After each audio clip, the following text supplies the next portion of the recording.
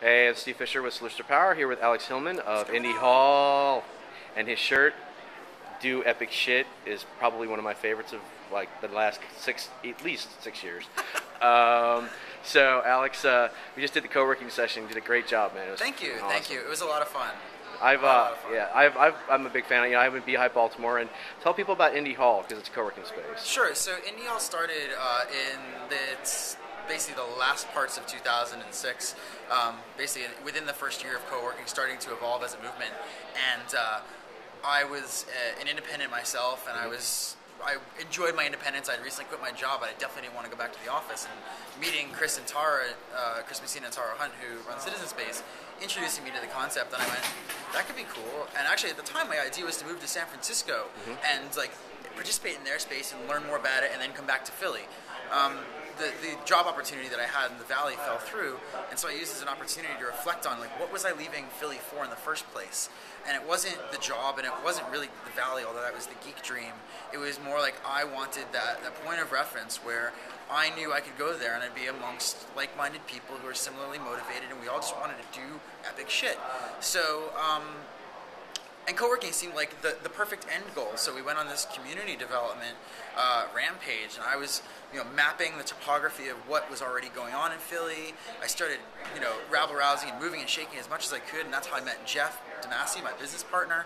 And he emailed me off email list one day, and he's like, who are you? What are you trying to do? And we went down and had coffee, and he's like, I love this idea, let's work together. He had a university professor and founded a civic association and had a bunch of businesses, so I was like, this is the perfect marriage of what our interests are and what your background is and my background is, and especially right now what I need.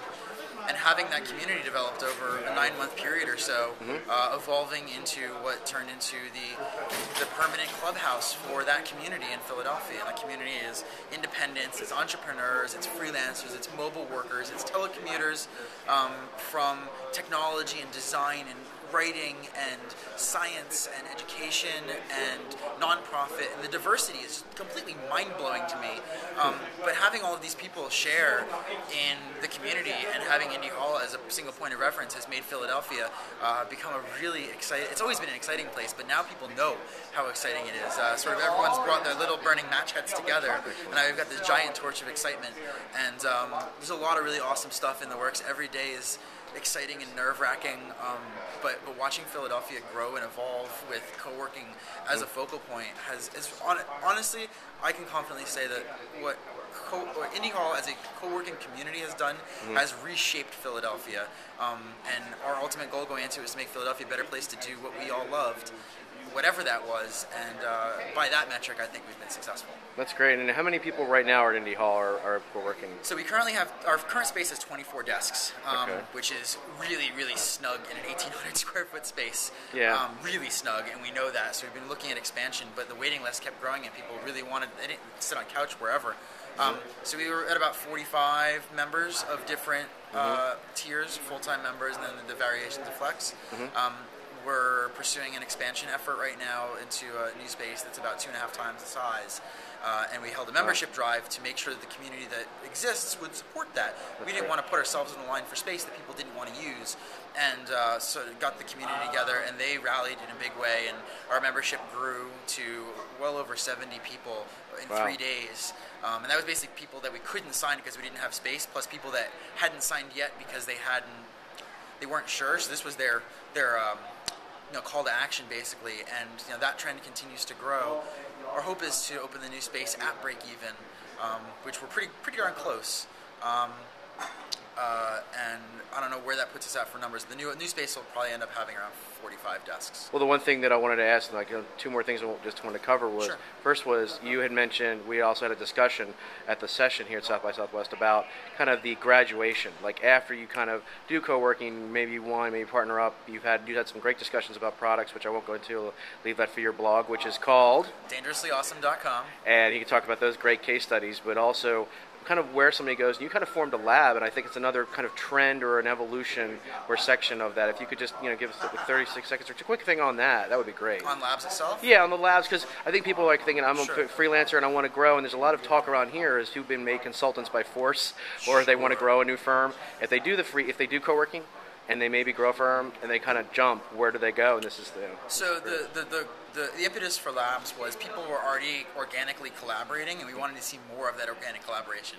We can't force organic collaboration; it's not organic anymore. What we did want to do is remove barriers to entry and find ways to catalyze the things that would happen on their own. Accelerate serendipity is the verbiage that gets tossed around a whole lot. And so we looked at what are the things that cause people to not collaborate, and there are things like legal structures and disbursement of cash and all of this sort of dirty stuff that nobody wants to deal with. And we said if we can automate a lot of that, because we're software people, and alleviate that stress and make it easy for people to enter into a new project that's going to be collaborative, then the odds are they'll do it more. And us being a part of that puts us at the ground level, which I know a lot of VCs that would like to be where I am right now, at the ground level of brilliant things. This is amazing stuff being created every single day. And they're real products with real commercialization opportunity, which means that the people that work in the office no longer rely on a paycheck to pay their mortgage, to support their families. They have a product that generates passive income. And ultimately, that means that the quality of life in the office goes up. People aren't stressed. They're making the money they need to make, and hopefully more. And ultimately, if I've got a room full of content nerds that are really smart and come up with good ideas and are able to execute on them, and have Xboxes and things to play with, and all, basically whatever you need to be productive. I was lucky enough to, my first agency job was a fairly traditional agency. We had Razor scooters in the video game room and DVD rental library and all of that, and what it all came down to was the importance of quality of life. And everything we do at Indie Hall is not service oriented; it's quality of life oriented. It's your job to do your job.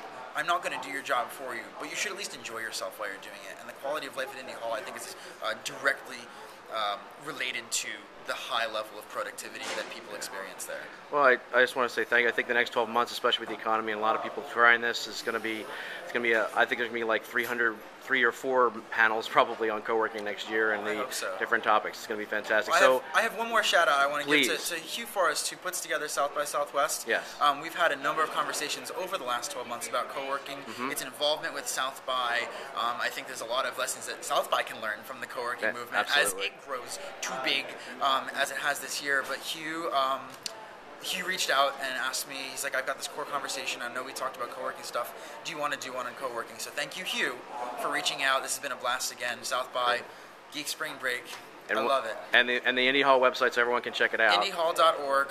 And again, your blog. DangerouslyAwesome.com. Which is absolutely awesome. Awesome. Thanks a lot, Alex. Thank you, Steven. All right.